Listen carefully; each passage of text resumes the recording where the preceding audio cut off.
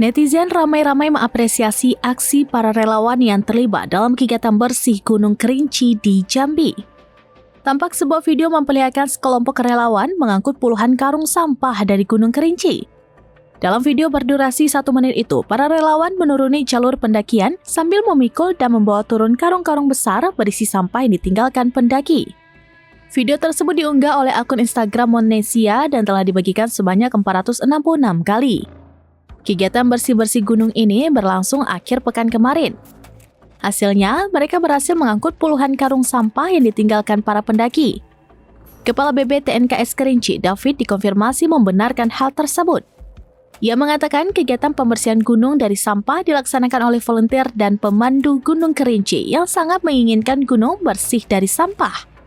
Diungkapkannya, teknis pembersihan sampah dilakukan di sekitar area camp dan sepanjang jalur pendakian.